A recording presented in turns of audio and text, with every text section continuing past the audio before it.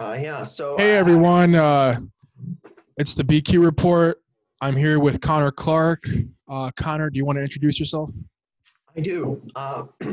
So, as you mentioned, I'm Connor. I'm currently a grad student at University of Maryland, working at the National War College in Washington, D.C. I'm from Indiana, born in the USA, always grown up here, but I have been abroad a few times as well, and that really shaped a lot of my views on economic and foreign policy.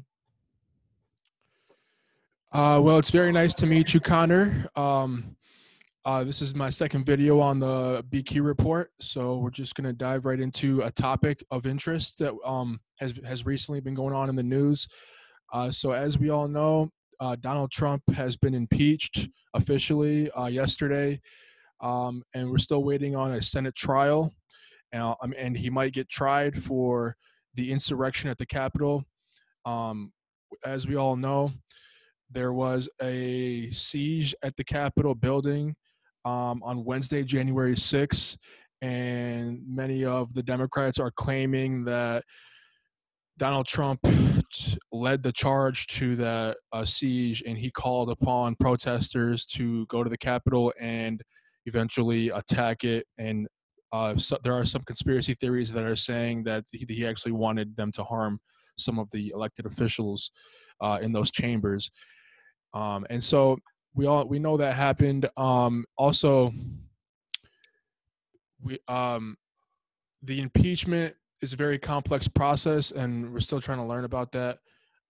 So I guess my question to you is, what do you think is the likely outcome of this impeachment process? And do you think Trump will eventually get convicted in the Senate and lose all presidential privileges post leaving office? Let's see. Well, I think it was either Mark Twain or Yogi Berra who said, predicting is hard, especially about the future.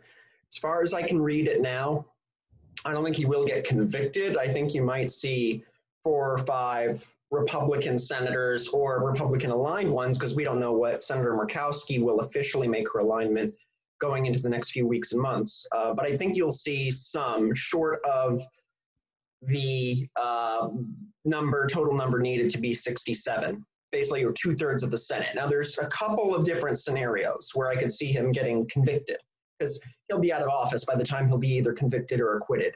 One, you do see a dam start to break. It won't be a slow ticking up of, oh, maybe Todd Young jumps on board and then Grassley. It's going to be, they just get together and decide, okay, let's pick out some way to get 17 of us to take the risk and vote to convict, because we don't want him running again in 2024 or being some force that continues to be even a kingmaker in the party.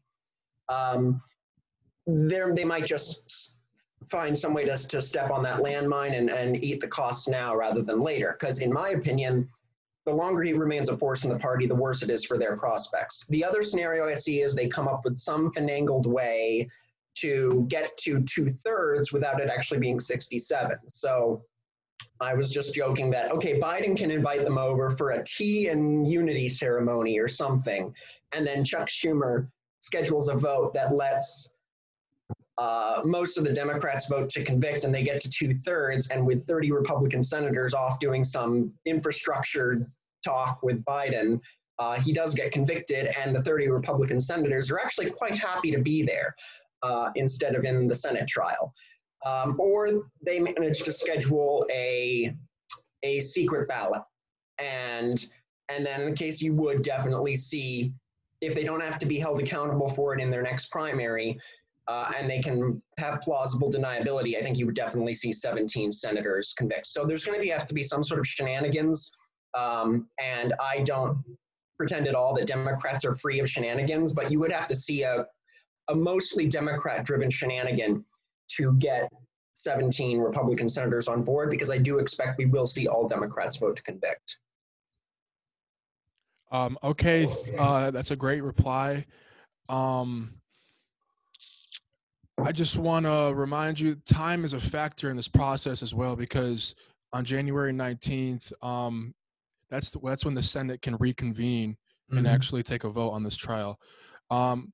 And then obviously on January 20, you have the president getting replaced by President Joe Biden.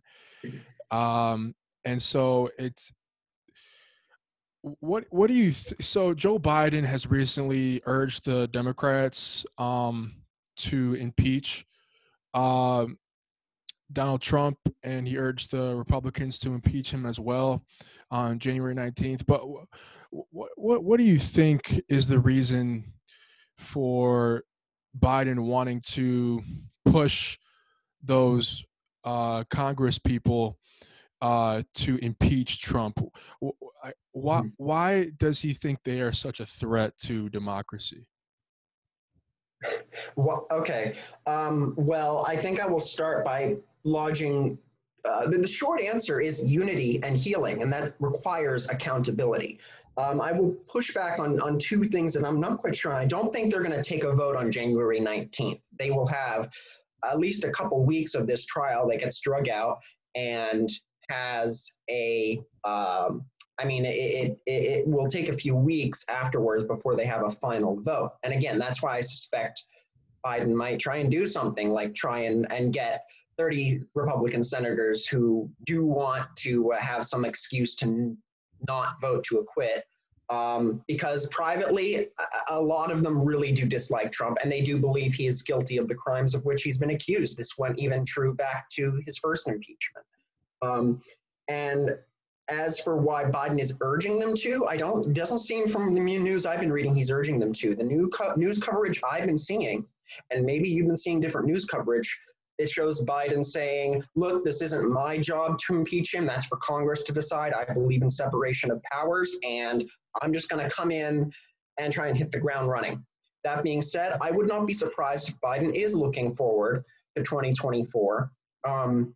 He would see another contest with Trump as, while quite winnable from his perspective, I think he does care enough about unity and healing and accountability to say, we're just going to get off the rails again if this is going to be the Republican Party nominee and he's still around being kingmaker and nominating Marjorie Taylor Greene like candidates, okay, to be the front runners in their own primaries. Now, if your audience isn't familiar with Marjorie Taylor Greene, I would suggest you go. She's getting a lot of coverage on the Democratic side, just as I would advise Democrats who have never heard of Corinne Brown to go look up her, because there are bad actors on both sides, but right now one is doing a lot more to generate headlines. Mm-hmm. Corinne Brown is in prison now, so at least I think she is. She was convicted of her shenanigans, to my knowledge. But I'm worried increasingly, and this is one of the issues I wanted to bring up. We seem to be reading about the same events, but in such different ways, we don't even hear about the worst shenanigans on either side. And I have increasingly been, even as a guy who is center-right on a lot of issues, I've been increasingly concerned about a lot of Trump's base that is off in just a totally separate world where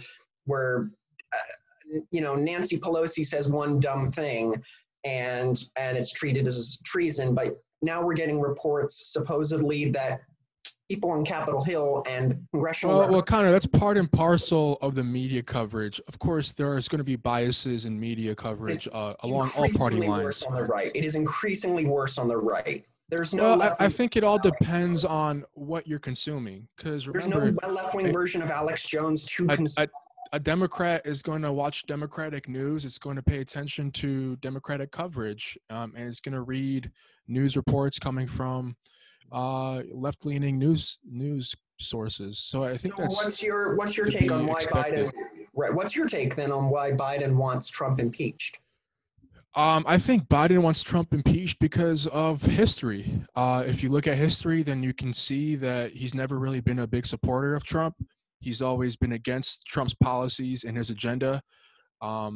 It's clear to me that Biden does not like Trump at all, based off of his rhetoric towards people, things, and everything he's been doing for the past 4 years, just like many Democrats are. Okay. And also, I think you made a good point when you said he might challenge him in 2024, right? And so if that's the case, then he would want to lower Trump's value by imposing, well, not imposing, but calling on many lawmakers to impeach him and create a trial in the Senate. Right. So And I think you touched on it there. A lot of Democrats see the current Republican leadership as a threat to democracy in and of itself, beyond policy differences. Is that how you understand what Democrats are thinking? I'm sorry, can you repeat that one more time? So I think you touched on it before, and I would like a little, positive confirmation, because I don't want to put words in your mouth. The way you understand the Democratic and anti-Trump and never Trump and left-leaning way of thinking is that the Republican Party leadership and their media are a literal threat to democracy rather than just people we have disagreements with. Is that how you interpret their interpretation? I think that's mostly correct. However, I would make a slight change into what you claim that I was saying. Um, I don't think I see the Republican Party as a threat to democracy. I think it's more of the Democratic Party that sees them as a threat to democracy.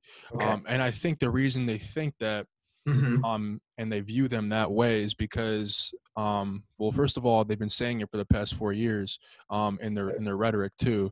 I mean, just look at the attacks on Trump and his policies. I mean, you never saw this with the Obama administration. You never saw Republicans attacking Obama like this. Oh These my are just goodness, these are I firmly disagree, but please. So again, why do you these think are just Democrats have this understanding? Not just they've been saying it. What do you think is in their thinking about? What do you think are their sources? well, what do you mean exactly by their sources? Well, a lot of people who have very hyper partisan views, it isn't planted in their head by Zeus or Thor or Jesus or whatever you believe in. They're getting it from somewhere, and I would say that for a lot of left-leaning people, and probably the further left you go, the more you think this is true, is that you can't just, when you cross from, it's not just that Trump is rude, it's that his rudeness that touches on racial and ethnic and gender lines, his rudeness that demeans the press and calls them the enemy of the people, where he says bleep whole countries. These things do translate directly into an attack on the equality required for democracy. When he attacks the press, when he, when he insults John McCain as a war hero. Again, Democrats will say, I disagree And with Connor, that's exactly what I'm referring to Right. when I talk about his rhetoric on different policy issues. Of course, we all know that the Republican president right now, Donald Trump, does not have a good way of explaining rhetoric in a good, positive manner. He's And what he always says, attacking other people, and that's the right, only way he can get his point across. which Otherwise, should be disqualifying from leading. I mean, when he gave his famous, any Democrat knows, and most never Trump Republicans know, he gave a speech that said, I alone can fix it. And that set off, and if you're listening to audio, I'm kind of doing the swirling siren emoji here. Woo, woo, like that is a big alarm bell to a lot of people who say, I alone can fix it. A lot of politicians, they'll go on their shtick about it's not just about me, it's about you. And by the way, Obama did that. And a lot of Democrats, Obama did give his speech about, this campaign isn't about me, it's about the issues facing you. And, that's what most politicians doing their shtick about democracy, equality, freedom, all that, they do that. And Trump breaks with norms so much, or rather he breaks with norms in such specific ways. Again, I'm feeling I'm making the conservative case here for norms, institutions, traditional values. But a lot of left-leaning people have jumped on this train too, saying the specific way in which he does it is so threatening that it's pretty clear he would want to rule as a dictator if he could. He would, that's debatable. I mean, I'm not even a Trump. It's pretty clear from I'm not even a Trump supporter, but that's debatable. Okay. Well, I mean, again, the whole thing about a lot of the things that Democrats, or rather that Republicans believe about Obama, that he's authoritarian, narcissistic, corrupt, cronyistic, nepotistic, incompetent, all this at once. Democrats are saying that a lot of the same things about Trump, except I think there's a lot more to show that they have a lot more ground to stand on. Well, And well, he here's has the no good thing. defense. Here's the good thing. I will finish this Let's real quick. okay. Let's look at the bright side of all this. You have a government with checks and balances that can regulate the president's behavior. The It hasn't executive though. branch, the executive branch is not just a simple they can do whatever they want and get away with it. You know, obviously that's why impeachment happened. That's why there are laws. That's why many of the public does not support Trump anymore because of his rhetoric and his overuse of you know, terms that may cause people to incite violence. And you saw that. You obviously saw that on January 6th, and you saw the results. And it is what it is. So I guess we need to There's another focus. famous phrase from Trump. But yeah, I mean, when he says it is what it is, again, it's like he's dismissing the thousands I of never deaths that did have he ever happened on did he his actually watch. say that? Did he How do you actually? not know about this? It's an infamous phrase he's been quoted on when he talked about all the deaths from COVID. How, again, this is like, how are you not reading about this? Is about this. I mean, I just personally, I never heard him say it is About what it the is. vicious and often race-baiting Okay. attacks levied on Obama by Republicans for 8 years. I voted for Romney in 2012, but let me tell you, that didn't excuse. By 2016, I was so fed up with the insanity of the opposition to Obama left the realm of facts for which you could make a case and into an awful lot of race baiting and viciousness and conspiracy theories that have only tumbled further into what we're seeing today. Again, speaking as a guy who was center right on some serious issues of economic and foreign policy, I became so fed up with the viciousness of the cultural wars, conspiracy theories, the hyperbolic reaction to every misstep by Obama and Pelosi, which again, I'm ready to say were missteps, but just paled in comparison to people who are now talking about Second Amendment solutions, storming the Capitol. And when you have a president saying you cannot defeat them with weakness, you must show strength, yes, that's going to sound like a fascistic call to violence. Dude, And let's just talk about, that would be. I understand your concern, but let's just talk about the facts. So we know the insurrection happened on January 6th. At his calling, at his behest. Right. And that led to impeachment for the president. Let's talk in simpler terms. We don't have to go on a tangent about anything. Because my show is like just all fun and games. It's not like super like serious all the time. Okay. But like, I just want your opinion on like what like you think will happen in the future as it pertains to politics, Okay. the economy, and possibly COVID-19. And then later we can talk about those 5 things that you asked me to write down. Yes. So I have a list of 5 key issues facing society and politics. I don't know if you want to talk about that right now, or you want to get through some of these current contemporary topics first. I will touch briefly on what I think we'll see of politics for the next decade, because I don't know how certain midterm cycles will go, but it seems a lot more like Trump has been an accelerant on the problems we're facing rather than a cause of them, or a catalyst, if you will.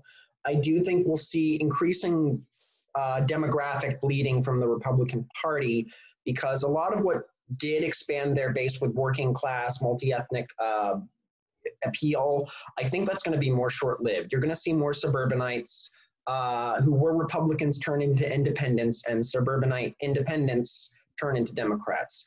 You're going to see this continued shrinking of the GOP base, especially in their primary voters, as older, whiter, more male, more extreme views. And at a certain point, when this segment of society realizes they can't win elections anymore, they're going to increasingly turn to violence. I think. Well, how do you know that? I mean, it's easy to just claim that. Because I have a graduate certificate in counterterrorism, and when groups just realize they cannot win or address their grievances through democratic and peaceful means, they turn to violence. This has been seen in the troubles in Northern Ireland. You've seen it in the Middle East. You've seen it in parts of Sri Lanka and India that have had their extremist segments. And we saw it in the Civil War. Okay. The South didn't leave just because they lost an election. They lost an election for the first time to a truly anti-slavery candidate. And they realized with the economic demographic industrial shifts of the expanding United States that they were about to be in a permanent minority, and that's why they seceded. And I do think. Are you talking about the Abraham Lincoln era? Oh, it was more an era. Yeah, I mean, they lost. What triggered the Southern secession was their loss.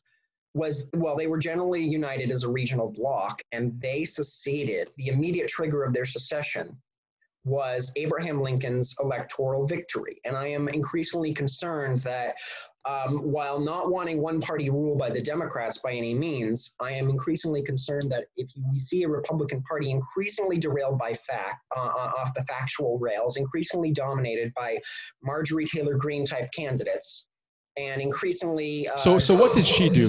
Who is Marjorie Taylor Greene? Because I haven't heard of her. You've never heard of her.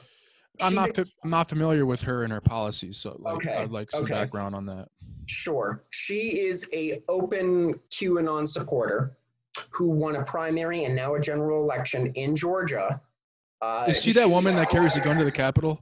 Yeah. No, that was Boebert. That was actually Boebert from Colorado. Okay. So this is and now she's already promising to impeach Joe Biden on day one. So what I'm saying, the fact that you don't know who she is shows there's just this huge disconnect with a lot of people who are. If you've ever watched, I have a. Hold on, let me stop you right there. I have a degree in political science. I'm not a PhD student, so I don't have the most updated information, but I do know generally what's going on. Okay. I mean, if you want to understand what is scaring Democrats about the GOP, it's the fact that you have candidates, or you have people like Alex Jones, Marjorie Taylor Greene, Rudy Giuliani with all his shenanigans. Donald Trump has been the big bugbear of Democrats and never Trumpers for the past, 5 years. It's important to realize that a lot of this stuff about Republicans never said this about Obama sounds utterly laughable. It makes you sound like you're. No, I'm not saying they never said that, but what they. It sounds like you did earlier, but I could be. I did say that, but it's not exactly what I meant. You took it out of context. So I might have. What I meant by that was the criticism that you see from the Democrats to Trump, that you see today in Congress, is not the same as what you saw previously with Obama as president and the Republicans criticizing him. And the reason for that, absolutely hold on, let me talk. The reason for that is because the Republicans support Trump and they're loyal to Trump. And also, second of all, Trump's rhetoric is a cause of all of this. When you think about it from a purely objective standpoint, Trump's rhetoric and his inability to communicate clear ideas is a cause of the Democrats lashing out at him. Okay, I think he's been very clear on and when it came. Hold on. When it came to Obama, right? Barack Obama was a president that used very simple and intricate terms to explain his policy proposals. The Republicans were not attacking him the way that you see Democrats attacking Trump today. So do you see the difference? Disagree. I believe for one thing, in hindsight, the Democrats' fierce rhetoric about Trump has been a lot more borne out by reality. Again, I had disagreements with Obama, but I never worried he would pull out of an important alliance set up by George W. Bush. I had never worried that he would try and stage a coup or an insurrection if he lost re-election to Romney, who, again, I voted for with some reluctance. But I will say the Democrats don't think Trump's rhetoric is unclear. They think it's malignant. It's actively malignant. And his policies that have followed from that have been actively malignant. I don't believe that's true. I think his policies are a result of his inability, and he's actually unable to propose a legitimate solution to policies problems. Okay. He just can't do it. And that's the problem that they have with him. Occasionally he'll shine a light here and there, but the biggest problem is he's unable. He doesn't have the intelligence. He doesn't have the physical strength. I mean, look at his body. Look at how fat he is. I mean, just looking. I mean, I don't want to offend anybody. I'm just looking at him as a person, trying to evaluate his behavioral aspects. He's fat. First of all, he's obese. He's morbidly obese. He's aging, so that means his dementia is setting in, and so you have to consider these factors before you start, trying to examine a potential political outcome. Well, just sure. FYI. And I would say that because he is that inept, he should have been removed from office long ago. I would have been. I agree. This is where I disagree with the left. I would have been just fine with Mike Pence taking over for 2 or 3 years. I wouldn't have loved him. I wouldn't have worried. Mike Pence is a decent person. This is not about party lines or party affiliation. As a never Trumper, I agree. I would have been fine-ish with Mike Pence, much to the chagrin or much to the fierce disagreement with a lot of leftists. But I would say that you can't just sit back and say, yeah, Trump is inept. He might have dementia, and then not be sounding those alarm bells of woo, woo, woo, get this guy out of office and away from the nuclear codes. Again, you don't need to be far left to think of this as a reasonable viewpoint. For me, it's the only reasonable viewpoint. So maybe we should translate over to what you think. I mean, that's an extreme, just from like a standpoint of a person who just pays attention to politics and enjoys it as a recreational activity. I believe that, I don't want to place blame or anything, but I believe that that's kind of an extreme viewpoint to say something is super reasonable, because if you think about it, then nothing can be extremely reasonable. I mean, I guess the only completely 100% pure reasonable thing is meth, right? I mean, let's take a look at like a normal perspective from a normal average human being that can accept many different viewpoints on either side of the aisle. I mean, like you seem like a nice guy, but I mean, likewise, like consider the other view for a second. I don't think there is much legitimacy to the other view. If you conclude that Trump is mentally. Hold on. So are you a Trump supporter, or are you a Democrat or Republican, first of all? I'm basically an independent. I registered as a Democrat to vote for Biden because I didn't like Bernie Sanders in the primary. You're an independent candidate. In spirit, I'm an independent. I supported Larry Hogan in 2018, despite my fury and young concerns about Trump. So I still am willing to back reasonable candidates from both sides. The problem is I'm just not seeing a lot of them pop up in the Republican primaries, or at least they're not emerge victorious in Republican primaries. So again, I'm not sure exactly what you're getting at of the big reasons here, and I think this should translate soon into how we talk about defining what the biggest issues we face. But it seems to me that it is the logical conclusion of seeing Trump's actions and words, which leads you to say this guy is inept and apparently corrupt and probably dangerous. And then how does that not take you to get this guy out of office as soon as possible? I was hoping as soon as he fired Jim Comey, that would be impeachable. Well, it's not so easy. I mean, you can't just take somebody out of office like that. I mean, it takes a lot of people.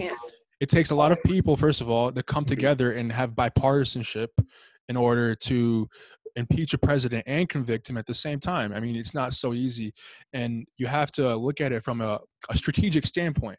Like, who's the one who's going to be leading that impeachment process? I think that's it. It shouldn't have been one. It should have been a bipartisan coalition of Republicans and Democrats and a handful of independents saying, this guy is dangerous. What he just did as of May 2017 with firing Comey, that could be impeachable. Or there should have been more than one person. There should have been hundreds. Did you want them to impeach him earlier on? Yes. Okay. Once he fired James Comey and made it pretty darn clear to Lester Holt openly in an interview that it was because Comey was looking into, valid counterintelligence concerns. I had thought Trump, okay, he won the election lawfully, constitutionally, but as soon as he does something that's really screwy, that should, that seems like an impeachable offense. I was eager for the first excuse to get him out of office. And it took him only about 4 months, which also was about how long I thought it might take for him to do something impeachable. I mean, what about Nixon? I mean, we've had impeachable presidents before. I mean, Clinton. I wanted Clinton. Is he as bad as Nixon? Is he as bad as Nixon? Like Richard Nixon got impeached and resigned.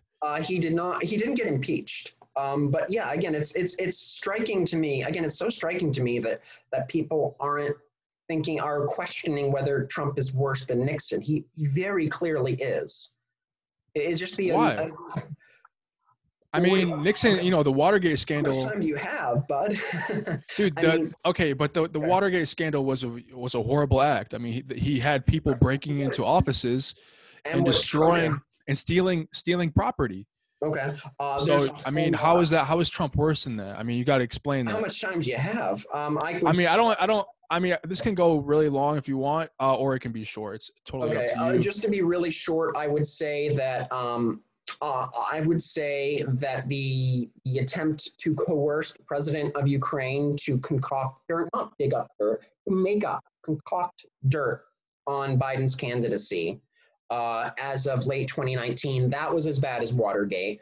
I would say that, again, generally his rhetoric and shaping of culture, his use of the bully pulpit is by far the most embarrassing and most distracting and most malignant part, even more than any policies. On a policy standpoint, I am very worried about the deficit and what his tax policies have done to the deficit, but that does go beyond just Trump. There's plenty of presidents who have blown up the deficit. I would say his derailing of alliances and diplomacy and pulling out of the Trade Pacific Partnership. Again, policies I disagree with.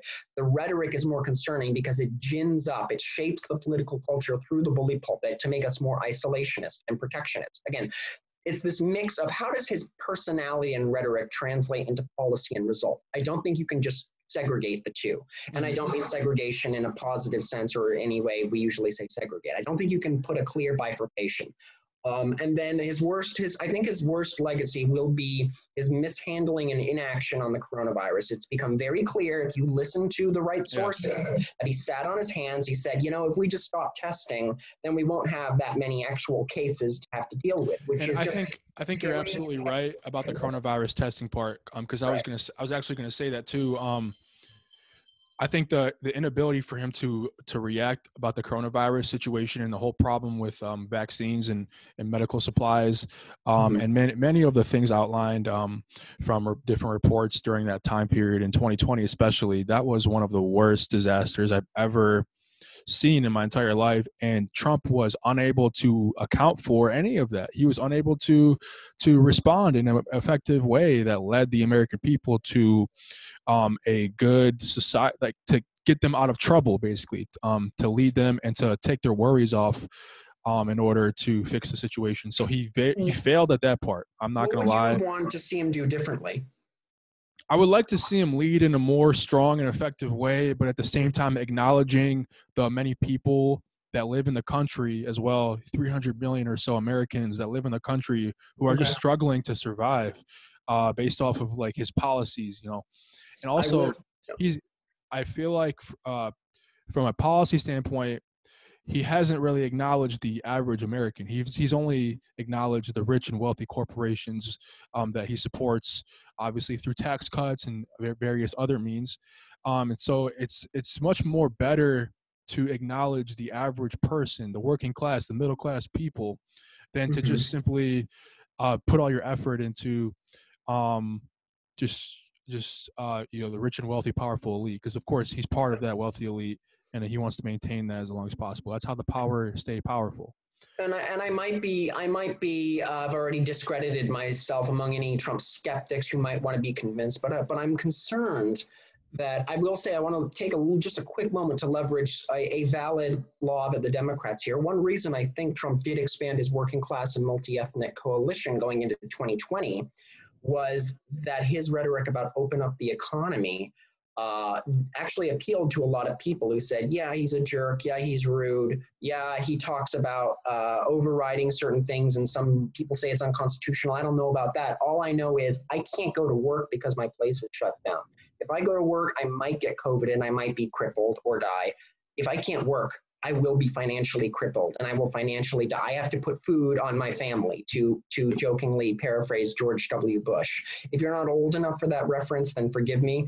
But there were a lot of people who did not vote for him in 2016 who said his appeal to open up the economy, whatever that means, is going to help me get back to earning an income. And I think some Democrats, especially these wealthy suburbanites, who just said, you know, I can work from home, I can wear a mask, and I'm going to be okay, was out of touch. So again, I have a lot of complaints and gripes about the Democratic Party, but it's not the woo-woo alarm bells that Trump set off for me. So anyway, I know I've been doing probably about 70% of the talking here. I would like to translate or move over into what you would define as maybe 3 to 5 core problems we're facing, which may be long-term or short-term or what have you. I'll let you go first. Sure. In terms of politics, okay. But first, like, do you want to segment this into 2 videos? We can segment this into 2 videos, and then save like the second half for another day, because I enjoy talking to you, and we can talk more about this later on and have another video. But yeah, long-term and short-term effects and short-term. That's what you're talking about? Okay, well, yeah, let's do that. Crises, challenges. I mean, what are you most worried about as you start thinking? And what do you think American citizens should be most worried about as they start to ponder who they will vote for? Well, I think citizens should really acknowledge their financial situation and have that ready going forward into 2021, and make sure that if another situation like this happens again, they're going to have to be more prepared financially. They're going to have to understand the nature of the vaccine and the nature of the COVID-19 virus more. And there must be some accountability on the part of elected officials. Okay. When you look at the problem stemming from this COVID-19 pandemic, it's mostly the cause of this is mostly because of public official lack of accountability and them just doing what they want, closing businesses, shutting down people's businesses, and not giving an adequate response to people's needs. People were calling for more unemployment benefits. They're calling for a better response, a more like safe approach to handling this virus. Of course, they want us to wear masks. They want us to stay sanitized, and that makes sense for this circumstance. But we need more than that. We need a better, stronger approach to policy proposals, especially in times of emergency, in times of crisis, like you see right now. It's just been an utter, complete disaster of public accountability, and we need better public accountability going forward. We need to be able to ask questions to our elected officials and let them have answers, give us back answers that satisfy the question, not just a simple dodging or rejection of the question. You need to actually explain the question, and then if the other person like asks another question to clarify, you need to clarify that question. That's what I want from public officials. I don't really care about like flattering the subject. Okay. All I care about is the exact direct answer to that question that I ask, because I want to know something. And if that person does not know that thing, then I want them to tell me they don't know so I can get the information from somebody else.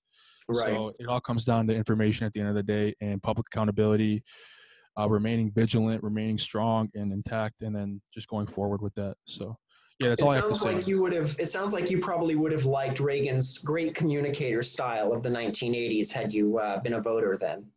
I wasn't even born yet. Yeah. That's. I wasn't quite sure. I barely missed Reagan by a couple of years, and I certainly don't remember. I'm only 21 years old.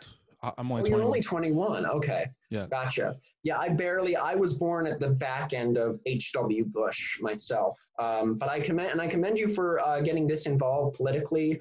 I think that's really interesting what you talk about with accountability as being a direct communicator. Again, I have good things to say about Reagan in those regards. Had this happened under his watch, I think he might have handled it in a considerably better way. But rather than get off in a big past-looking discussion, I would like to look forward. And I do think there's Einstein had a great quote. He said, if I had an hour to save the world, I would spend 55 minutes defining the problem and 5 minutes solving it. So I do think this might be a good tack to take up later on how we define the problems we face. because I think you levied some pretty good ones that are more than just partisan viewpoints. As I mentioned over an email, if you're like a certain relative of mine and who thinks that people cheating on welfare is the biggest issue we face, well, that's only going to lead you to support one party and in a pretty vitriolic way. If you think police brutality is the be-all, end-all of our problems and you're levying constant rhetorical bombs at public servants in any security capacity, I think that's also going to undermine our problem solving. Well, a statement like that would just mean, is it true or is it false? Right. Well, that's just it. It's. Do you think it's the really that, you know, if you pick out one or two very partisan or very emotional button pushing issues, and you put that as your top just thing that just ticks you off the most, that tends to be what drives people to a lot of partisanship. And again, I think for I mean, if you get riled up about Clinton's emails or Trump's, I mean, there's any number of things you can complain about, which Trump spending too much on Secret Service protection at Mar-a-Lago. You know, if you take either one of those things and that's what riles you up so much, it just leads into a very partisan worldview, and that's what causes people to emotionally dig in their heels. Because I do think there are a lot of issues out there we can agree are important, and I think you've done a very good job at where you're talking about people's financial situations and lack of public accountability and forward-facing direct communication on what the challenges are.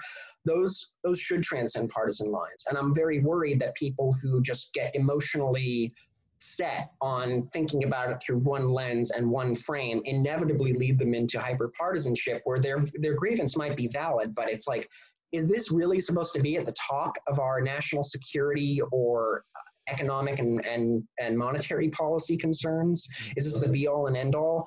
And that's what I've tended to notice with a lot of hyperpartisan folks. That really worries me. Okay, Connor, thank you so much for coming on. We kind of went overboard with the time, but I really appreciate talking to you. You are a very smart guy. You're very intelligent. I hope we can do another one of these in the future. I really do want to do it. I still have this notepad of 5 issues facing politics, society, and politics that we can talk about in a whole nother video. We're just so over time right now that I just want to put this in another video. So on like another day, maybe this week or next week, I'll email you, and I'll send you another Zoom invite, and we can do one more just like this. Sounds great. Again, thank you so much. Again, I thank you for showing up, and Connor, it's very nice to meet you. It's our first time meeting each other. Thank you so much for showing up. I really appreciate it. And I hope you have a good rest of your day. By the way, this will be on YouTube, by the way. I'll send you the link to it.